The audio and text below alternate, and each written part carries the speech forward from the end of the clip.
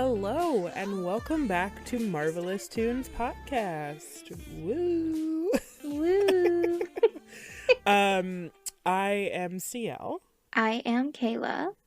And we are your hosts. So we basically talk about Taylor Swift and nothing else because that's our daily life anyway. So basically, yeah. Today, I'm so excited about today's episode. So today, me too. We are going to be going in depth on Taylor Swift's magnum opus, and that is All Too Well. And we're doing like all of the All Too Wells. We're going to talk about All Too Well, All Too Well Taylor's version. We're going to be talking about All Too Well the 10-minute version, the Sad Girl Autumn version. There's an acoustic version. We got it all. Let's do it. Let's do it. So, I want to say something that's controversial and daring, very brave. Ooh, okay. All Too Well isn't my favorite song. I'm just gonna come out and say it. How dare you? Like, okay, I also feel this way about Getaway Car, and I'm also gonna get like slandered for that. But here's my thought process. I can appreciate when it is Taylor's like best work, and I do think All Too Well is probably one of the best songs in her career, if not of like many artists' careers. But it's not my favorite song. It's not the song that I'm like I naturally gravitate towards when I'm like, okay, I'm gonna listen to one Taylor Swift song. It's not All Too Well, if I'm being honest. Yeah, I completely agree with you on both fronts. That and Getaway Car, but I agree. It's a wonderful, it's an incredible song as we are about to discuss it for, the next X amount of time. But it's not my favorite either. So I think we're going to briefly talk about like the other versions of the song, and when we do our lyric breakdown, which I want to do for every song pretty much that we're going to go through and talk about over these next like however many episodes, I really want to just pay attention to lyrics and like really deep dive, but I want to kind of get like the sound differences out of the way first. So let's talk about our relationship with All Too Well, the original song. So it came out in 2012. Right. The original. So I did not listen to the original All Too Well until early this year or really late last year, actually. Wow. Okay. Yeah. I know. I wasn't really deep into this scene when it came out in 2012. I was really deep into my angry, loud music. And I didn't listen to a lot of this album until like late last year. But when I finally did listen to it, I totally understood all the hype it got. Yeah. I agree with that. Yeah. And obviously it blew my mind, and it's very high up on my Spotify Wrapped of the Year, so I can't deny how much I absolutely adore it. But yeah, once I finally did listen to it, it really struck me listening to it as a 23-year-old for the first time, Yeah, definitely. Especially since Taylor was like at that age when Red first came out. So I kind of like that you were in not necessarily the same headspace, but you're kind of at like the same point in your life that she was when she was going through the turmoil of Jake Gyllenhaal. Yeah. Oh, so we are going to call him out by name, huh? I mean, this song is about him. Like, I think that's fairly obvious, and I don't know, I just don't feel like there's any avoiding it at this point. So we'll just add an allegedly in there and we'll call it a day. Okay. Throw in an allegedly here and there. Yeah. But no, that's interesting. I hadn't really made that connection yet about around like the same age. That's a neat way of looking at it. So yeah. Yeah. So Taylor recently revealed in an interview that this song was written when she was like 21-ish. And she was having a really hard day, and it was while she was doing band rehearsals for her Speak Now tour back in like 2011. Oh, okay. And basically she was having a really hard day. Her band saw that, and she just kind of got to playing on her guitar. She was strumming the same 4 chords over and over again, and the band was slowly and gradually coming in and joining her, and this song came out. And apparently her mom came after and went to the sound guy and was like, "Hey, just asking, did you like catch any of that before they went back to like normal dress rehearsal?" And he was like, "Yeah, here's a CD. Here you go." And so that's how the original song was born. Apparently the original song was like 15 minutes ish, and then Really? it was like cut down. So like that original recording was cut down to the 10-minute version that we just got. And then her and Liz Rose, who she wrote a lot of Speak Now, she wrote a lot of Fearless and Taylor Swift with. Oh, Um, so Liz Rose is awesome, and they kind of cut it down. And Liz Rose said that pretty much the entire song was written. It was just her kind of like pruning the tree, where she was just like saying, "Hey, maybe you could like take this little part out," and that's how we got the original. interesting. So, what is your relationship with the original song? I loved this song. I did. It was, I mean, it's definitely up there, I'd say, in my favorite songs from Red, but Mm-hmm. there were songs I liked more. I think when it came out I was 20. No, wow. I was a young sprightly child. I was 18, maybe 17 when this Mm-hmm. song first came out. So I didn't really have like a depth of like what was going on until a little bit later. So I think it started hitting more as I got older and I started going through the process of like life, and just like really comprehending the situation that was going on in her personal life that led to this song. Right. And we kind of got into this when in our last video, which is where we talked about the All Too Well short film, and basically how, like, okay, kids, if you're dating someone and you're like 20 and they're like 30, maybe you should like not. Right. Um, Maybe double think that. yeah, and I didn't know any of that at the time. I was just kind of like, oh, they're dating, that's cute. Like, they look nice together, and all maple lattes, that's cool. I had no comprehension because I was young. I was naive. I was like, oh, that's kind of predatory. That's kind of weird. Yeah. Yeah. So, yeah, I'd say like my relationship to the song is kind of weird because I liked it more of like from a sonic perception instead of like an in-depth perception. I'd say my favorite lyric was "You taught me about your past, thinking your future was me," and I Oh, loved yeah. that lyric growing up. It is no longer my favorite All Too Well lyric, fun fact, but I loved that lyric a lot. Um, how do you feel listening to the original? And if you're listening to the original, of course, we listened to it on CD, on solid disc, so she doesn't get the Right. streams on that. And Right. how do you feel like it compares to the brand new All Too Well from Taylor's version? I feel like the updated version that we recently got, I feel like there are obviously, I mean, a lot of similarities. That's stupid to even say it's the, same song re-recorded, but I feel like really their only major differences are obviously the maturity of Taylor's voice. Yeah. But I feel like the emotion in her voice almost has a different kind of tone to it, if that makes sense. No, I agree 100%. Yeah, and the more that I think about it literally in this exact moment, I feel like it has more of like a wistful tone, but that isn't exactly the right word for it. Like it's very like she's looking back and being like, "Ah, yes. Yeah. Those are the signs." You know what I mean? It's like she's coming to the situation with a wisdom that she Yes. didn't have before. And I Yes, I agree. It's completely almost agree. very wistful, where it's like Yeah.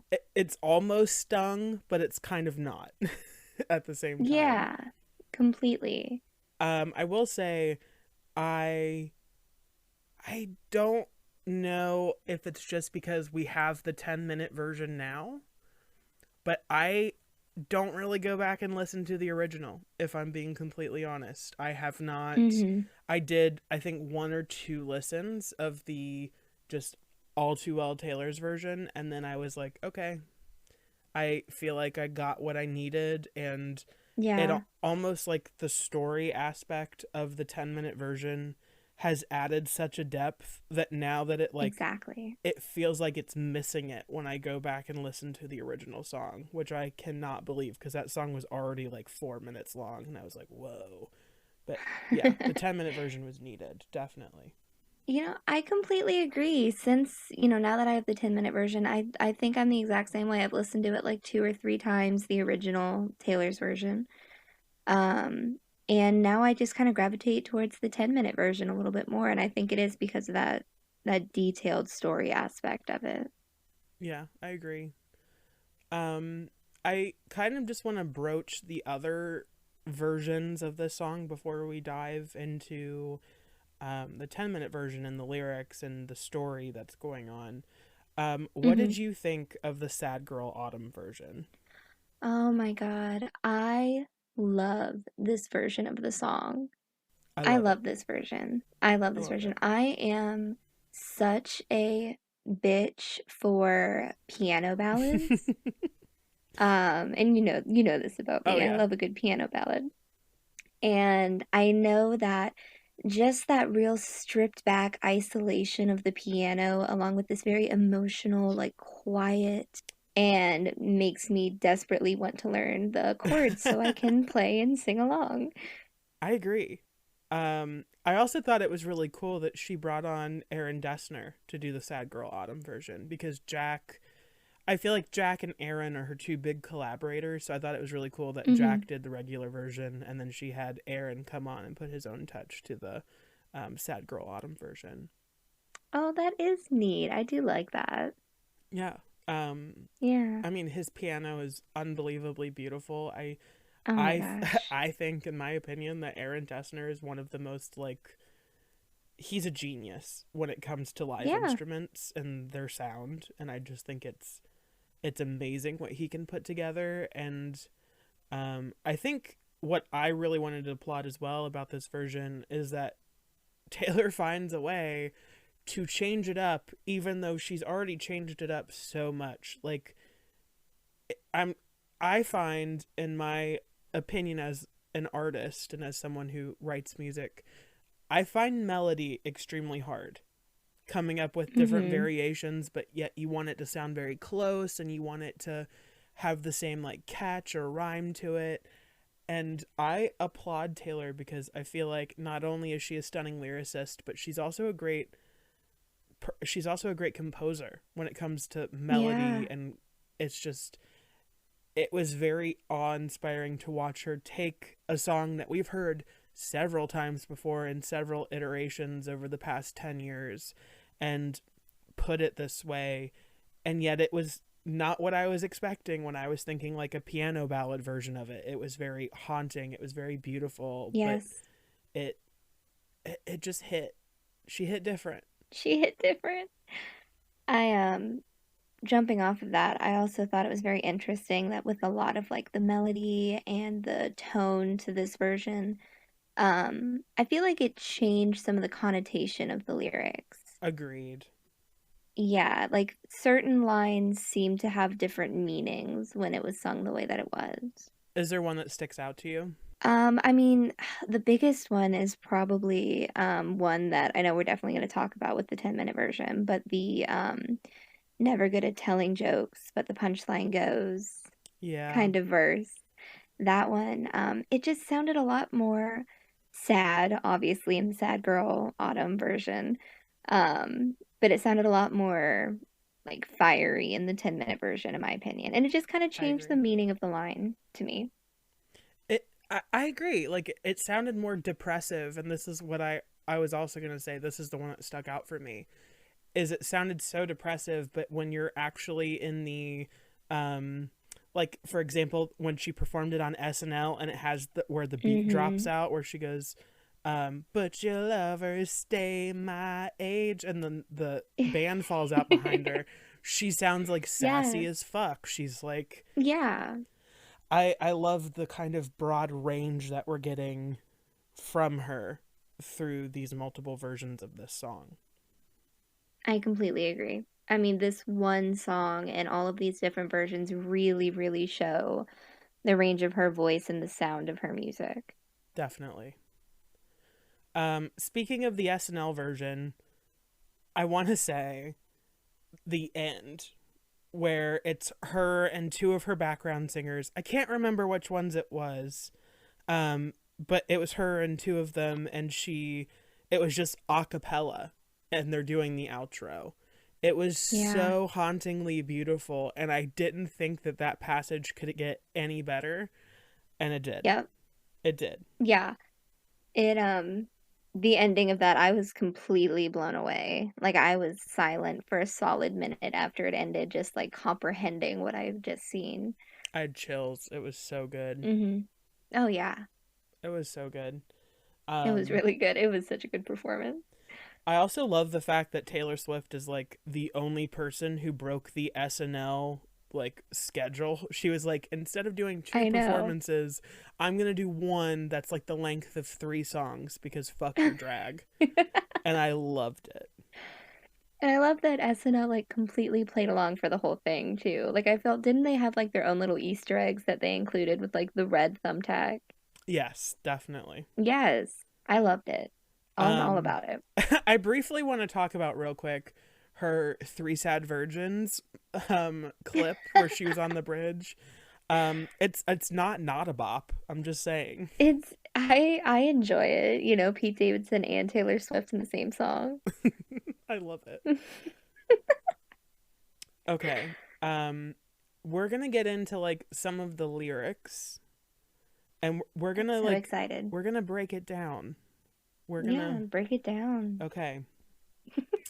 Um so I want to kind of talk about my experience for a second. I had never had like the amount of anxiety I had the first time listening to All Too Well because it starts the exact same way and it's the same until like the second verse and you're just like, okay, Hmm. when's it gonna be different? When is it gonna happen? Oh shit, when's it changing? Is it Um, now? No, it's not. I know, panic. And then you'd be like, oh, is that new? No, that's not new. She just sang it in like a slightly different inflection because it's Taylor's version and it's different. Um, so yeah, she's got me as a nervous wreck. I mean, that's her. Thank you. I Yeah, appreciate it. thank you. Thank you, Miss I will Swift. be billing you my medical um bills. Thank you. Okay.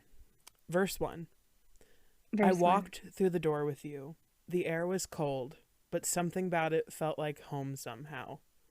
And I left my scarf there at your sister's house, and you've still got it in your drawer, even now. So, The infamous scarf. the infamous scarf, who Maggie Gyllenhaal, who is Jake Gyllenhaal's sister, says she has no idea what that is. She had no idea. um, I've also seen speculation that it's not the red scarf that everyone like talks about. It's actually like a navy scarf and it has like these like gold or bronze stripes because they've both been seen wearing that Mm, scarf. So yeah, I've seen those pictures. who knows? We don't know what the Who actual scarf knows? is. But I wish we knew. I love that shoot, I forget his name. His name's Andy, I think.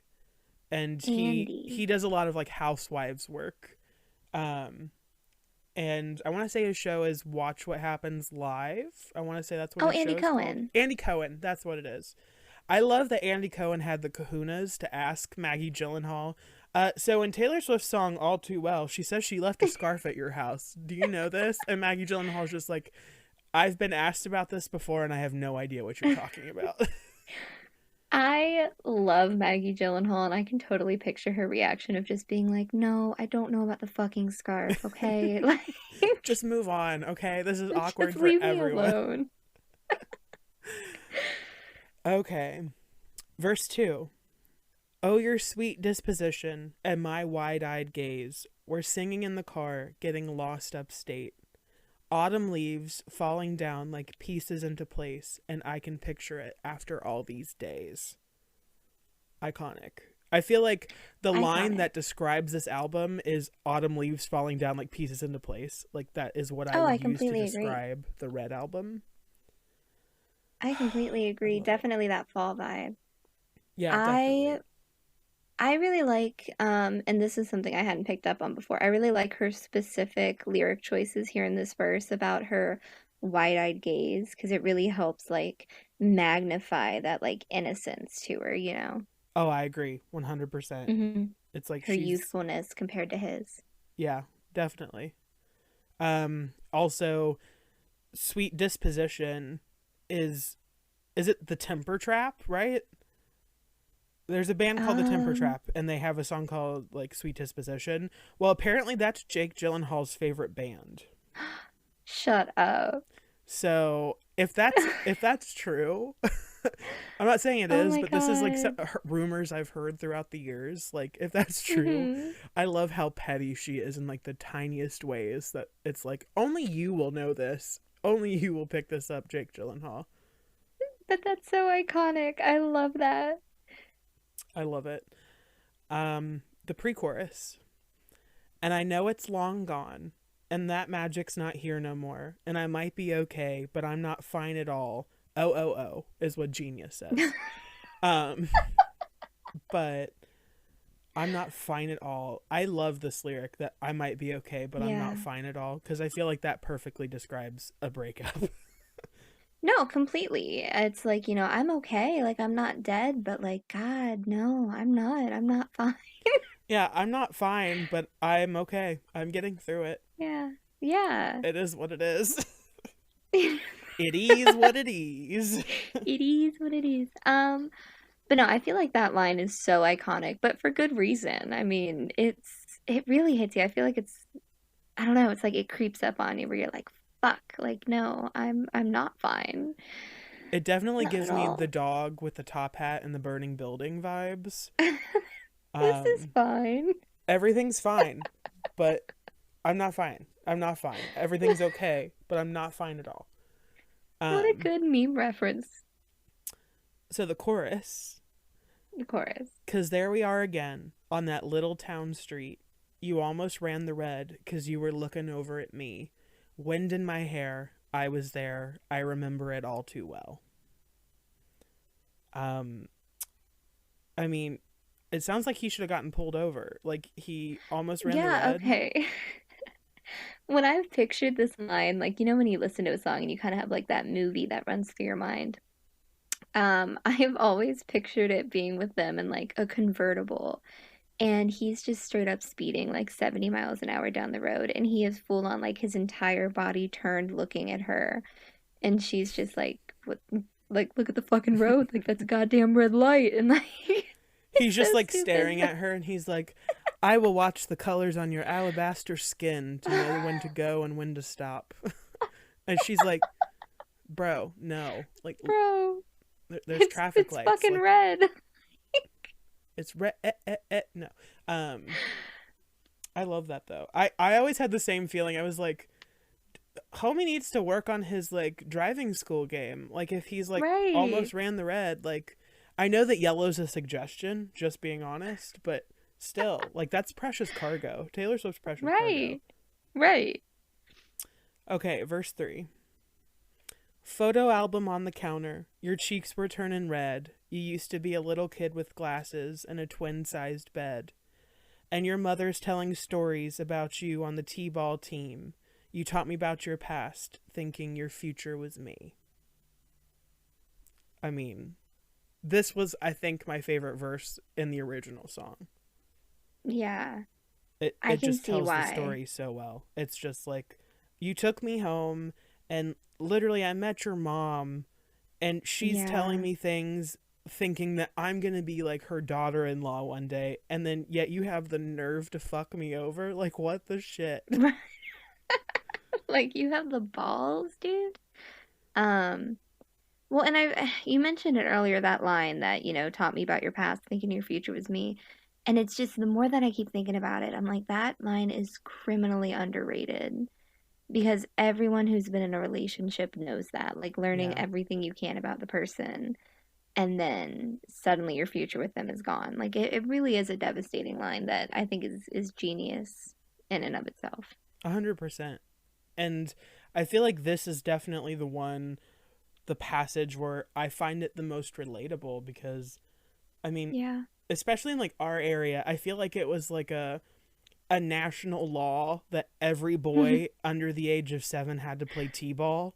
Like I think that Yeah. is a required thing if you have a PP.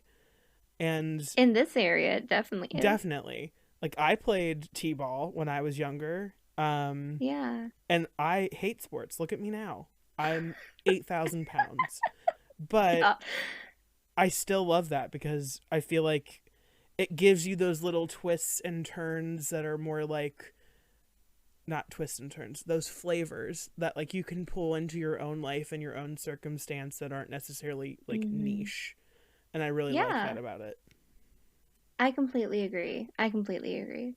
I didn't play t-ball as a kid. I played softball as a middle schooler because, duh, I'm obviously a softball player. But um, I agree. I agree. I think it's a very relatable verse. So this is a continuation of verse 3, which is very interesting. Ooh. And you were tossing me the car keys. Fuck the patriarchy keychain on the ground. We were always skipping town. I just want to stop and say I'm kind of mad at the Swifties because I think I will say, just because of the melody, most people think she's just saying fuck the patriarchy. No, it's a fuck No. the patriarchy keychain. She's not saying Keychain.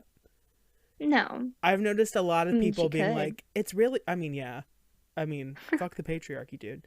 But she's not saying like fuck the patriarchy. It's like his ironic like I have a keychain cuz I'm so hipster I'm and so hip. literally, and I just and people find it jarring. They're like, I don't like that she says fuck the patriarchy. It feels like she wrote it Ugh, after. And I'm like, fuck well, I off. think it's you just don't she cut it because it was too adult of a sentiment for like her teeny boppers to listen to back when we were younger, listening to 22-year-old Yeah. Taylor Swift, because she was in an adult Right. situation that she hadn't shared with us yet. So that I feel like that's why we feel it's jarring, because we're looking at that in like a time capsule situation where it's like, oh, I mean, Taylor Swift was prim and proper and perfect until Reputation ruined her. Well, no, she was like cussing and drinking before then. It's just she wasn't Right. public about it. Right. I completely agree. I feel like Fuck the Patriarchy enhances the song. Fight me. I agree. This, I think, is my favorite line of the whole song. It's a good one. It is a good one. I just like the different connotations of the whole fuck the patriarchy keychain on the ground, where it's Yeah. like, okay, your fuck the patriarchy keys, you're gonna like ask me to pick them up off the ground for you, is one way of looking at it. And it's just, I just love, I'm a sucker for irony. I'm all about it. I love that she had the nerve to make merch that was a leather keychain that says Fuck the Patriarchy. Like, And that's I want iconic. one. I It's know. iconic. I would very unironically carry a fuck the patriarchy keychain. I really want it. Mm. And I was thinking on the drive down, anytime now, he's gonna say it's love. You never called it what it was. Till we were dead and gone and buried. Check the pulse and come back swearing it's the same after 3 months in the grave. Damn. Damn. So basically, he didn't say I love you until they had already broken up, and then he came crawling back because he realized what he missed. Yeah. Which is, in my past, a very specific scenario that has also happened to me. So it was a little jarring to hear this verse. It definitely is a lyric that like attacks people, I think. Yes, Because I feel like we've all been in it that is. situation. Like you don't know what you have until it's gone. It's a common phrase for a reason. Exactly, exactly. But this whole line, I mean, it swings for you and hits you right in the fucking cheek. Like it is such a good verse. And then you wondered where it went to you, as I reached for you, but all I felt was shame, and you held my lifeless frame. Because basically she's saying, I kind of regretted going back to you. Like, you broke my heart, and then I took you back, and I just felt like everyone was fucking judging me because I took you back. Right. And that's kind of. I find the way she phrased this very interesting, but all I felt was shame, and you held my lifeless frame. Almost like Yeah. he had sucked the joy out of the relationship when he came crawling back, and she was like so excited about the idea of like, oh my god, he loves me, it's finally, it's gonna work out, it's gonna be great, and yet it's just there was nothing there after it was gone. Right. No, I think the just the image of the lifeless frame is such a good symbol for that very like draining, unhealthy kind of relationship like that. And I think it's very good imagery. And I think it sets up the pre-chorus really well, which is, and I know it's long gone, and there was nothing else I could do, and I forget about you long enough to forget why I needed to. I feel like that sets it up perfectly. Basically, it I was completely long agree. gone when you came back, and I just didn't know, and I hadn't realized, and there was nothing I could do to bring it back, even though I wanted to try and bring it back. And I forgot about all the bad things until I remembered why I needed to forget them. Exactly. hmm Also, the lyric, and I forget about you long enough to forget why I needed to, deserved a Grammy. Just saying. Yes, it was my favorite lyric in the original version. Um, and I mean, it is so underappreciated. Everybody understands that line right there. 100%. Okay, chorus, which is very interesting because it's an extended chorus compared to the first one. Right. Because there we are again in the middle of the night. We're dancing around the kitchen in the refrigerator light. Down the stairs, I was there. I remember it all too well. Um, I just think that's cute and romantic. It's we dance around the It kitchen in is. the refrigerator light because we're poor and we need to save electricity. And our love for each other spreads past money. That's not what they're saying? Spreads past money. Is that not the sentiment of the song? Okay, maybe I I should mean, I re-listen. guess, maybe give it another try. Okay. No, it's just cute and romantic, and I like how it's because there we are again in the middle of, and she kind of like starts it again, and she's bringing that phrase back from like middle hmm of a small town street, and now she's bringing it back to middle of the night, and we're dancing around the kitchen in the refrigerator light because we're rich, and our refrigerator is so bright that it could light a neighborhood. We're that high voltage. I nailed it. That high voltage is so good, so good. I got it. Um, I feel like that line too. I know myself personally, like I've always wanted to be in that like real cute type of relationship where you just like randomly start dancing around the kitchen. Granted, I can't because if a guy tried to start dancing with me around the kitchen, I'd be like, get the fuck away from me. Why are you touching me? Like, I think leave me that's our alone. problem. We're way too much of like we're not. I wouldn't say we're romantics. We're more realists, and I feel like if someone tried to Yeah. do that with us, we'd be like, "Ew, don't touch me, freak." Literally, I've had it happen where someone's tried and I've just started laughing and I'd be like, "Why the fuck? What are you doing?" And I wonder why I'm alone. Um, so yes, a very cute little verse. I like that very much. You mean half of a chorus? Excuse you. Half of a chorus. I'm sorry. And there we are again, when nobody had to know. You kept me like a secret, but I kept you like an oath, sacred prayer, and we'd swear to remember it all too well.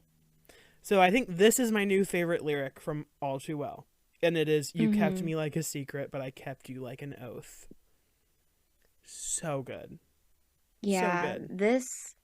it's such a good line. This was the line when I listened to this song for the first time that I genuinely had to pause it to collect myself for a second because past experiences and relationships being kept a secret in one or two of them, like it genuinely hit me hard enough that I was like, okay, wow, I need to sob for a minute and then I can keep listening.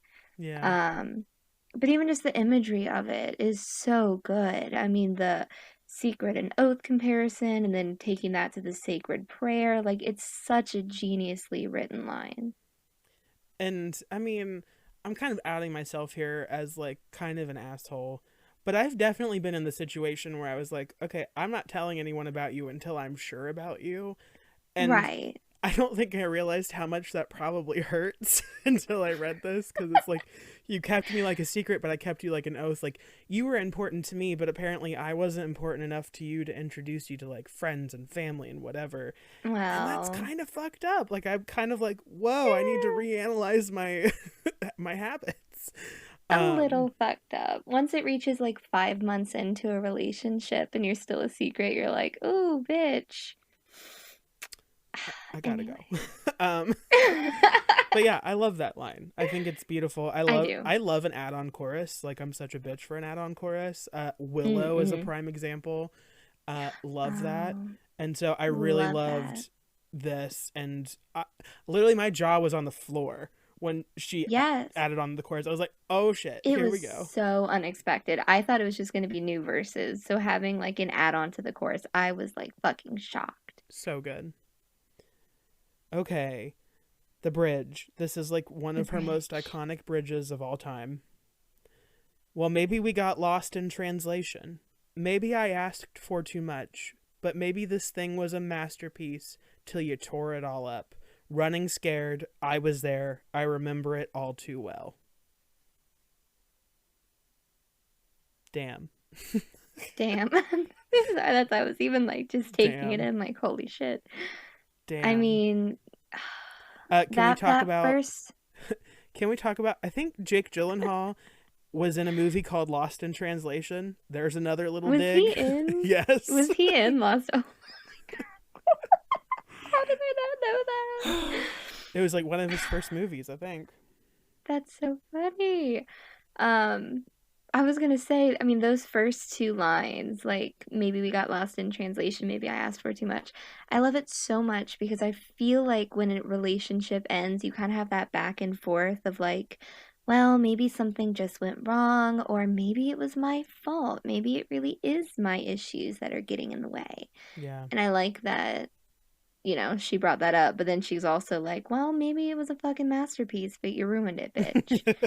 I I want to say the line that like really sticks with me from this little passage is running scared I was there, because you don't know if it's from like an abuse standpoint, which would be terrifying to Mm-hmm. think about. You don't know if Oh, it's from absolutely. like a she's just scared she's going to lose it all and everyone's going to hate her situation. Like, running scared is such a simple line, yet it is one of the most powerful in the songs, Oh, because I feel like a lot of people understand that situation, and I'm sorry if anyone gets yeah, triggered from that. absolutely. Yeah. But hey, she's on the other side and she's fine. So she's Yeah. okay. I She's not fine at all, but she's she, okay. she, God damn it. I think I actually totally interpreted that line a different way. Oh Um, really? I took it as running scared. I was there. I took that as he was the one running scared. Like the feelings were Oh, like too intense. So he was running away. interesting. Um, And who knows? I mean, there's probably a billion fucking ways this thing could be interpreted, but I always saw it like that. It's very interesting to see the viewpoint that you brought up, though, because I feel like it brings a lot more depth to it. Um, but yeah, I always just pictured it as like literally Jake Gyllenhaal's face, like terrified, bolting away from the situation. Well, so I can definitely see that, and I think that's a valid perception. Like, I think that's really great, and I could totally see that. I think the only reason I've kind of like sunk in on that is because of the whole fuck the patriarchy thing, where he throws the Right, keychain down at her, and that shows you like he's kind of an angry person. He's not very right, like calm. He doesn't know how to handle her and her emotion. And so absolutely. yeah, just like a little worried. We'll move on though. It's fine. Second half of the bridge. And you call me up again just to break me like a promise, so casually cruel in the name of being honest. I'm a crumpled up piece of paper lying here, 'cause I remember it all. Oh, oh, oh. Um, I will say, I love the fact that earlier she says, maybe this thing was a masterpiece till you tore it all up, to I'm a crumpled up piece of paper lying here because like Right. this was something that was us. It was you and me, and you just left me here. And I'm crumpled up like a fucking ball on the floor. Literally. Literally. I feel like this is the most iconic line of the original version.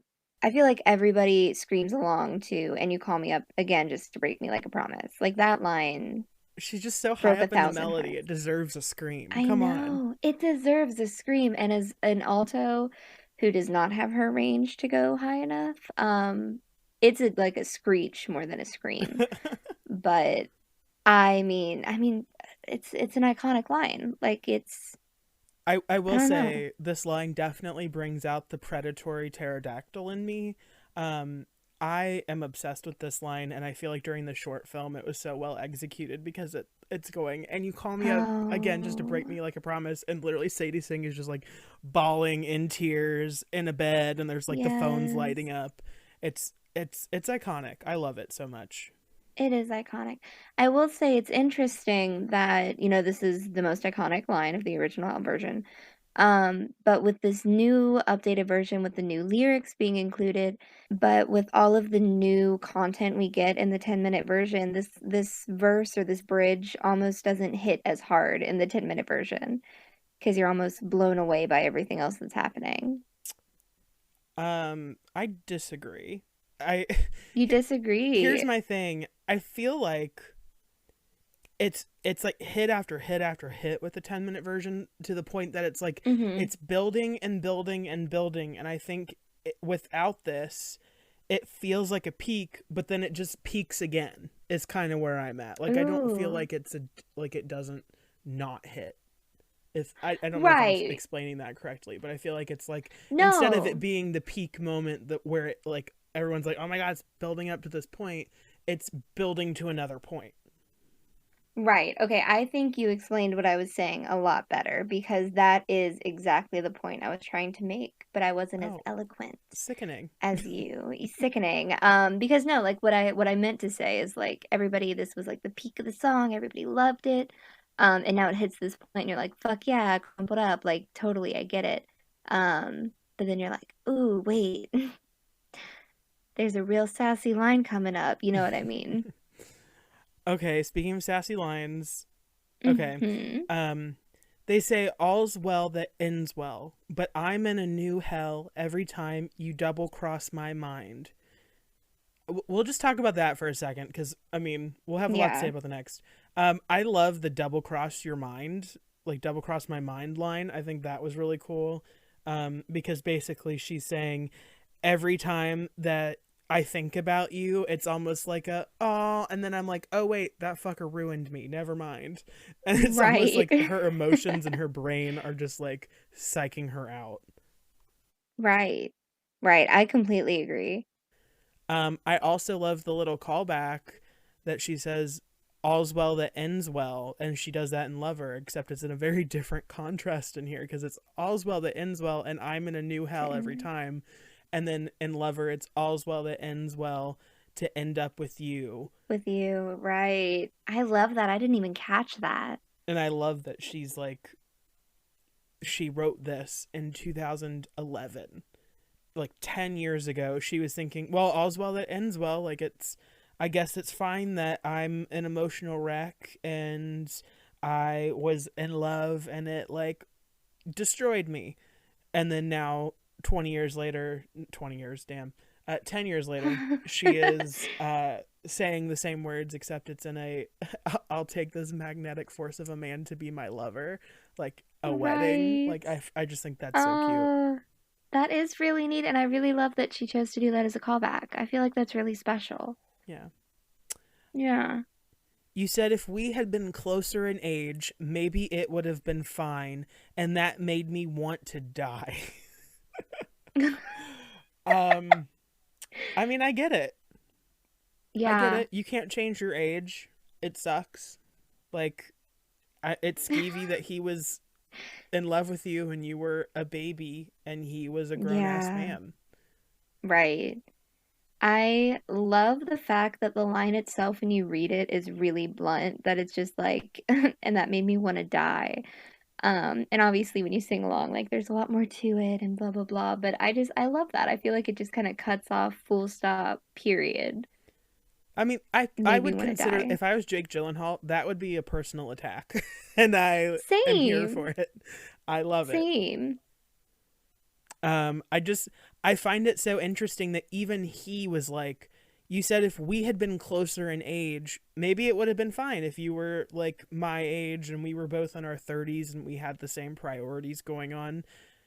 And what's really funny is I don't think they ever had the same priorities. Like even thinking about like a 30-year-old Jake Gyllenhaal and 30-year-old Taylor Swift, I don't think have the same priorities. So Right. I find it interesting to think about that even if they had been closer in age, it probably wouldn't have been fine because even at Right. 21, she was way too mature for you. She knew what she wanted. She had a lot of things that she had going for her that you were trying to make happen as well, but it just you guys were too fundamentally different, I think, is the Right. vibe I get. I completely agree. And I feel like a lot of the other songs that came out from this album, a lot of the From the Vault tracks really helped show the definitive differences between the two of them, especially I Bet You Think About Me. Yeah, definitely. Nothing New is Yeah. also a big one for me where I'm like, Ooh, okay, yes. this shows you where she was in that headspace and how she's kind of still thinking the same things now. Mm-hmm. The idea you had of me, who was she? A never needy, ever lovely jewel whose shine reflects on you. And I find this line very interesting because this almost sounds like it was written now, if I'm being completely Yeah. honest. It sounds like No, I she's like, agree. I did nothing wrong, so what the fuck did I do that I deserve to be crushed at 20? Like, it just didn't make sense to her. Yeah.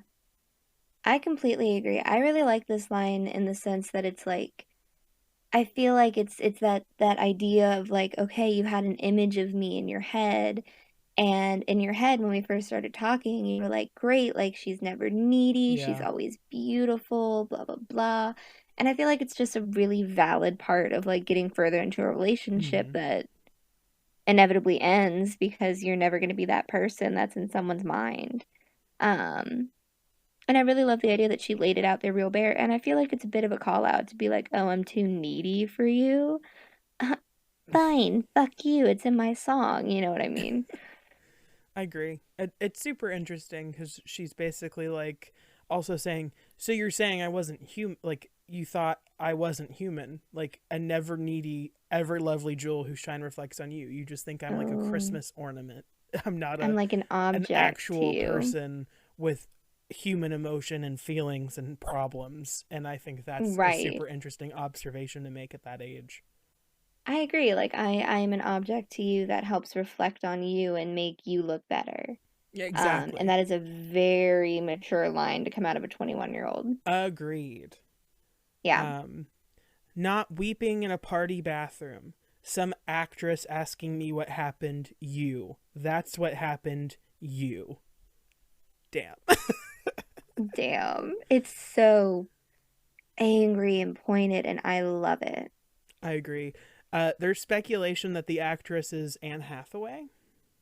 I was gonna ask because I know it's like, okay, we're not here to gossip, but we are Yeah. here to gossip. So it's like I did want to know, like, if anybody knew Yeah. who it was. I don't know how real that is. I don't even think that's real, but I just saw a lot of fan speculation over the past like 2 weeks, 3 weeks since the song came out that it was Yeah, Anne Hathaway. So I just thought that was an I've heard interesting Anne observation to make. Hathaway, or also maybe I think I've heard Anne Hathaway or Jen Aniston, Oh, really? but that seems crazy random. So I don't know about that one.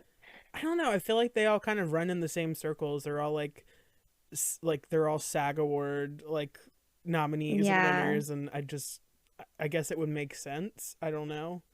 I could Um, picture Anne Hathaway being like, "Well, what happened? Like, what went wrong?" Same. I can just imagine Aniston just coming up to her and being like, "So, what's up, sweetie? What's wrong?"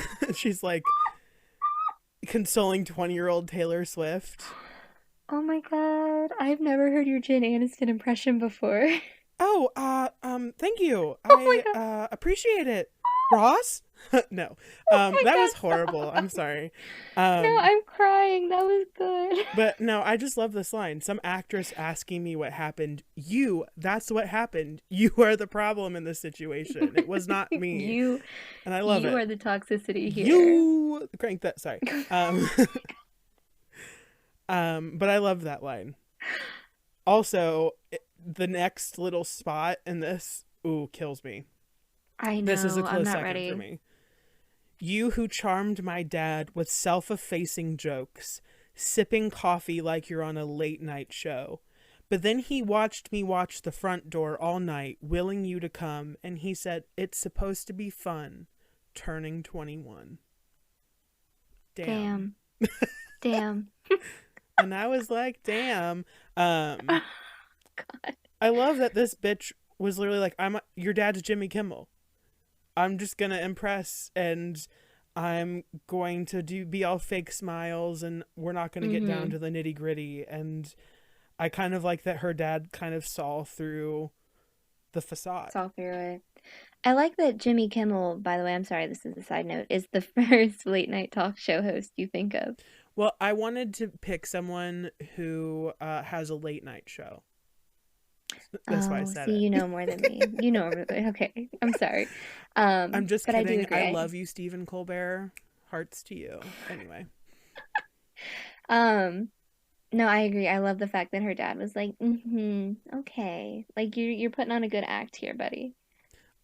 Can I also mention something really quick about Stephen Colbert? Yes. From his show, we got my favorite Taylor Swift quote, and it's, "That's a pizza." That's a pizza, bitch. I knew you were gonna say that. I love that. No, Steven. That's a pizza.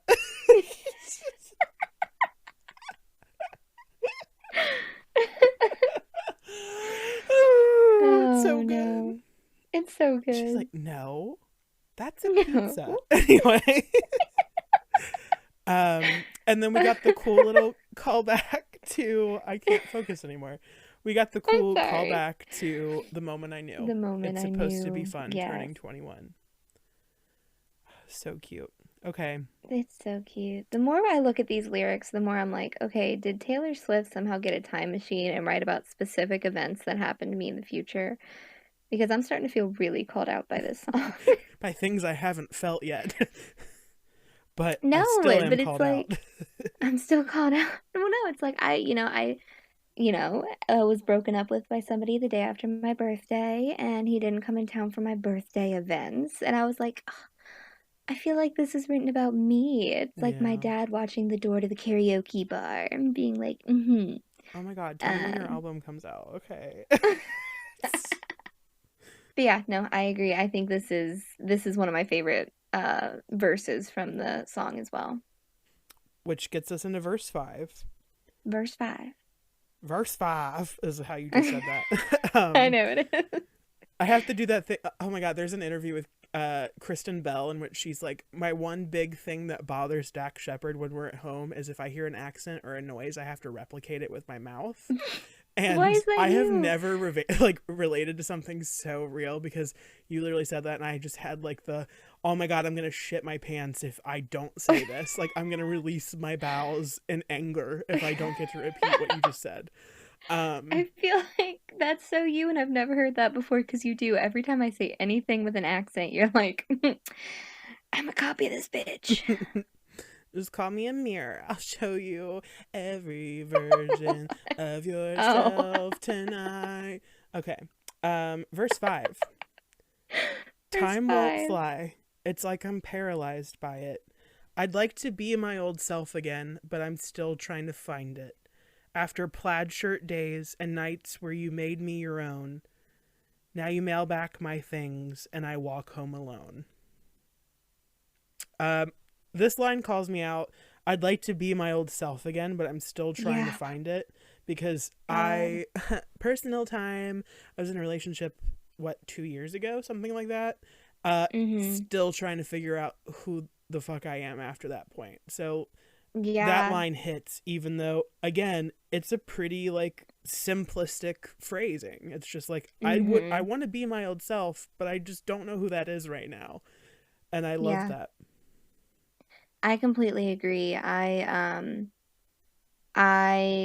Personally, I also relate to it from a relationship probably about a year and a half ago, but um, I feel like I really underappreciated this song when I listened to the original. This song, Yeah. oh, I'm gonna repeat myself. I feel like I really underappreciated this line when I listened to the original because something about the way that she sings it in this version, um, I mean, it completely, I mean, hits you like a brick. Like the sadness in her voice is just so deep. Um, I and love it it. just it hurts. It's a hurtful line in the best way. Yeah, that's fucking rude. Like what the I shit? know. I'm mad. Come Okay. on. Um but you keep my old scarf from that very first week cuz it reminds you of innocence and it smells like me. You can't get rid of it cuz you remember it all too well. And I Yeah. just think it's cool. It's kind of like you have those things in the relationship where you're um like I know that we're over and I know like this is yours, but it also felt like it was a part of me, so I want to keep it. Right. I feel like everyone has, like, if you've ever seen Gilmore Girls, there's like a Dean box, so there's like an Xbox, like Yeah. Xboxes where like you put like, oh, they're like clothes and their old CDs and like movie stub tickets and Mm-hmm. things like that, memory capsules. And I just find that very fascinating that that is an object that Jake Gyllenhaal was like, this reminds me enough of her that I'm going to keep it, unless it was just like a, ooh, I look great in navy blue. Or it's like a, ooh, I'm feeling vindictive. I'm gonna keep this bitch's scarf. Ooh, it could be Um, from that. I never thought that it could be like from a place of spite. I uh I really like the line, reminds you of innocence and smells like me because it almost puts almost like a very predatory in the sense of like the animal kingdom predatory, Mm, like smells like virgin blood. Smells like innocence. Sorry. I'm gonna I'm literally gonna die because of laughing too hard one of these days, and you're gonna have to explain and be like, I brought up virgin blood. I'm sorry. The old Kayla can't come to the phone right now because I murdered her with laughter. That's all. But no, I really like the kind of like predatory prey connotation that it just brings to it. It gives it a very creepy air, but at the same time, it's a very realistic thing, if Yeah. that makes sense. Yeah. Cause there we are again when I loved you so. Back before you lost the one real thing you've ever known. It was rare. I was there. I remember it all too well. And I like that line. I think it's very like calls it what it is. You lost the Yeah. one real thing that you've ever known. Rip. Yeah. I love that I feel like it's such a call out. And it's just so definitive. Like, I Yeah. am the one real thing you have ever known, and you fucking lost it, buddy. Um, I really like that. Wind in my hair, you were there. You remember it all. Down the stairs, you were there. You remember it all. It was rare. I was there. I remember it all too well, which is where the original song ends, is at this Yes. part. And then Yes. we get the audacity to have a verse 6, which is so good. And I was never good at telling jokes, but the punchline goes, I'll get older, but your lovers stay my age. Ooh! Like that meme of all those Oh, guys that are shit. together and they're like, oh! And the one guy's in the front like, ah, you wish, you fucker. Oh my Sorry. God. I love how detailed you just went. When I think everybody could picture the meme you were talking about right away. Well, you never know. Some people live under rocks, and that's fine because they're from the Earth Kingdom in Avatar, and I'm an equal opportunity memist. Oh, that was, I think, Also, the funniest I'm a thing I've male. ever I had like to happen. over explain to women. Oh Just kidding. God. No, dude, this fucking line. I mean, it's so good. It's so good. It's it's so good. I know I keep saying that, but it's hard to find any other way to describe it. Like this line is That's where the band drops out. When, but your lovers stay my Stay my age. age. I mean, literally, even when you were reading the lyrics, I was having to fight the urge. I was singing, I was lip syncing along because it's so good. I cannot get this line out of my head. I'm thinking of it constantly. Yeah, I love it. Okay. Yeah. From when your Brooklyn broke my skin and bones, I'm a soldier who's returning half her weight. And she's basically saying, like, this relationship tore me apart, and Yeah. I came in as like the wide-eyed ingenue, and now I'm leaving battered and bruised because you're casually cruel in the Hmm. name of being honest. I feel like a, soldier returning half her weight. That's a very visceral image, and I feel Mm-hmm. like it's very, very like detailed in its subtlety at the same time. And I really like that. And did the twin flame bruise paint you blue? Just between us, did the love affair maim you too? She just come in like hit after hit. Um, Right. Twin flame bruise, they were both Sagittariuses. And did it Mm-hmm. paint you blue? I love that she's used blue throughout her entire discography, but especially on this album with Yes. red, she's using the color With the metaphor. callback. Mm-hmm. So good. Just between us, did the love affair maim you too? I find that a very almost like it was written now as well, where it's like a that looking back at it all this time ago, did it have the effect on you that it had on me, where you proceeded into relationships in a different way? You looked at love a different way. Did it do that for you Mm-hmm. too? And I find that question to be very honest and yet wise Yeah. and naive at the same time, where it's almost like this Yeah. emotional depth where she's like, you ruined me, but I want to know this part of you. Like, did it ruin you like it ruined me? Yeah. I completely agree. That line I feel like holds a lot of maturity to it in the sense of really just really wanting to know the effect that you had on another individual that could be like a lifelong effect on them. And Yeah. I feel like it's also very maturative for that just between us. Like it's very telling and I like it quite a bit. 'Cause in the city's barren cold, I still remember the first fall of snow and how it glistened as it fell. I remember it all too well. So basically, just talking about like New York and upstate New York and Brooklyn, and just how Hmm. their love took place in the autumn into winter. Like maybe it fell apart and died out in the cold. So Yeah. good. So good.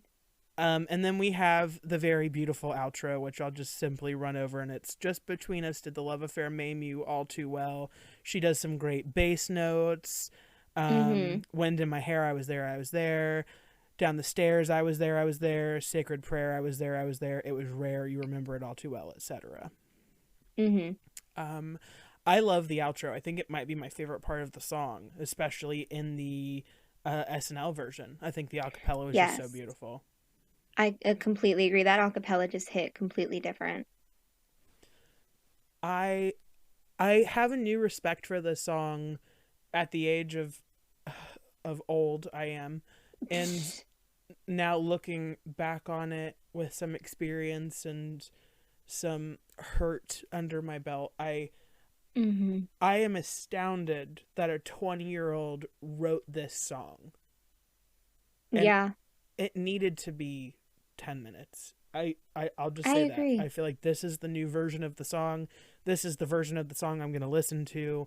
I don't think I'm going to touch the older versions anymore, like the 5-minute version, not the 10-minute version, but Right. I love it. I love it so much. I completely agree. I was probably about 22 when I listened to the first version. And I think just even the time between then and now, um, I have a much deeper appreciation for it because I have gone through a pretty major breakup. And I feel like it just holds a completely different meaning once you actually feel that very deep loss that comes from it. And I agree. I think 10 minutes was absolutely necessary. It tells you the whole story that's in the song versus just bits and pieces of it. I remember saying to you when you and your ex broke up, I was like, "Well, you did it right in time for Red." Literally, bitch, that's the only reason I was like, okay, like this is okay because now I can appreciate this fucking album the way it was intended. So thank you for that. Yeah, emotionally ruined. That's the only way Thank to you. I escape into needed this to be world. devastated. Yeah, but I did. I mean, honestly, it made this whole album like a billion times more relatable, and I love that. Same. Okay, I want to rate. Okay. I want to go in order, like your least to most favorite. So we're gonna talk the Oh SNL version or man. the acoustic version. So SNL version, acoustic version, Sad Girl Autumn version, just the regular 5 minute version, and the 10 minute version. Okay. Do you need me to go first, or are you good?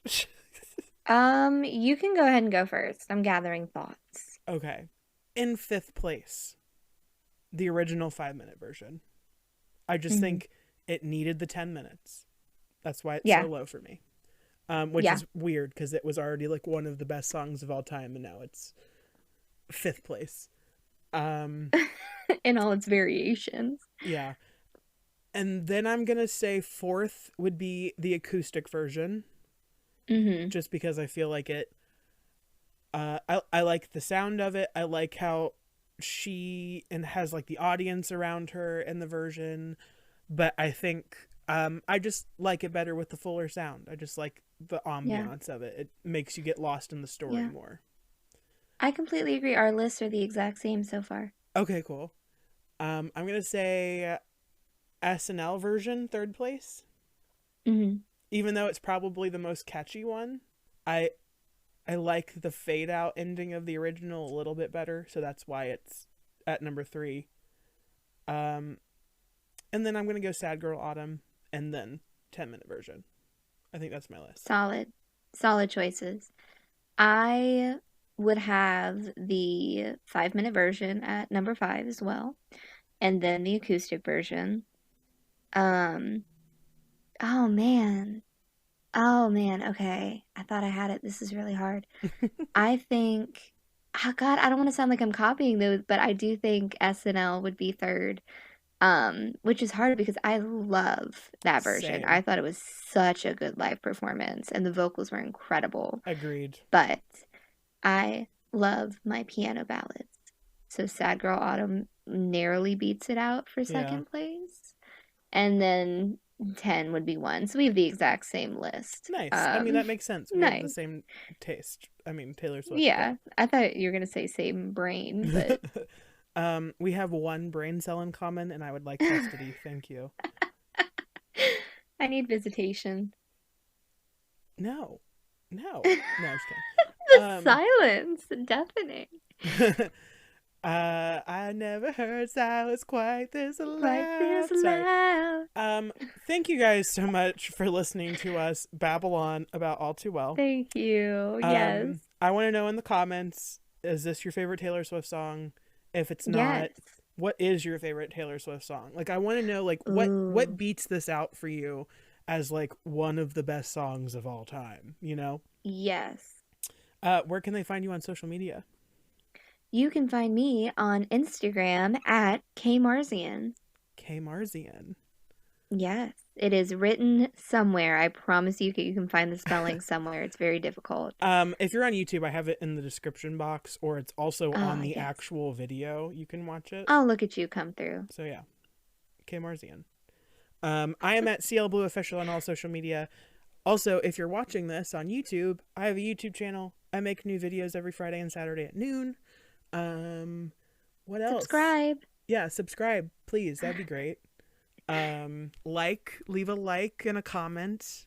Like, comment that favorite Taylor Swift song, please and thank you. What else is there? If you're on Spotify, No. give it a Oh, heart. yeah. We would Oh, love yeah. to see. There's actually a few of you on Spotify, which is really great. Yeah. And I have polls up on Spotify every time an episode goes live. We ask you like what you guys think. And no one's taken them, so please fix that. Thank you. Please do that, guys. Come on. What else? Oh, I have an album. It's called Scorpio. It's out now. Go listen to it Yes. on It's Spotify, fun. wherever. And we'll see you next week. Yeah. Cool. Thank you All guys so much for right. watching. Thanks, guys. We'll see you in a few little bit in a bit. Bye. Bye.